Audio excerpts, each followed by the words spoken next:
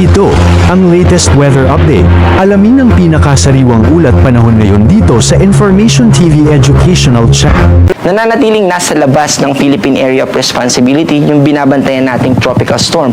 Sa kasalukuyan, ito ay nasa 2,055 kilometers east-northeast ng extreme northern Luzon. Ito ay walang direktang epekto at hindi ito makakaapekto sa anumang parte ng ating bansa. Ang magpapaulan at nagpapaulan po sa atin ay yung habagat na associated sa ating rainy season. At dahil sa habagat, asahan natin na magtutuloy-tuloy yung mga pag-ulan natin dito sa Palawan at Occidental Mindoro. At magiging maulap, ibig sabihin, mataas yung tsansa ng mga pag-ulan natin dito sa Zambales, sa Bataan, sa Cavite, sa Batangas, ganun din sa Oriental Mindoro, sa Romblon, sa Marinduque, sa Masbate, sa Sorsogon, at dito rin sa buong Visayas. Ganun din dito sa Zamboanga Peninsula, sa Northern Mindanao, sa Barm at sa Caraga region. Kaya kung nasa biyahe po tayo, huwag po nating kalimutan na mag-ingat, lalo na kung tayo nagmamaneho at basa yung kalsada. Huwag din nating kalimutan kung nagko-commute tayo na magdala ng payong. Sa Metro Manila at sa natitirang bahagi ng ating bansa, mainly sa Northern Luzon, mababawasan po yung ating mga kaulapan at yung mga pag-ulan as compared nung sa mga nakaraang araw. Pero, nandun pa rin yung tsansa o yung epekto ng mga localized thunderstorms.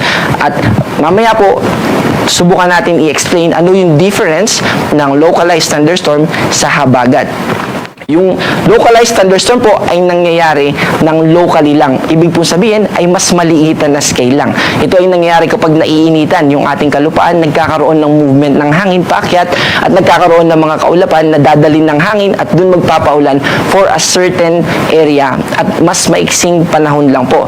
Minuto hanggang isang oras. Pero yung pagulan po na dala ng habagat ay mas malawakan. Mainly sa buong western part ng ating ng bansa.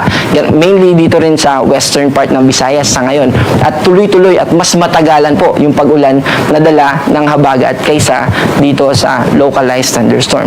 Sa kasalukuyan ay wala naman po tayong mga cloud clusters na binabantayan. Form naman o nabubuo naman yung mga cloud clusters kapag mababa yung atmospheric pressure. At sa physics, kapag yung palagi po nag-move higher pressure to lower pressure at kapag mababa yung atmospheric pressure sa isang lugar, mas malawakan naman po ito. Hindi ito katulad ng localized thunderstorm.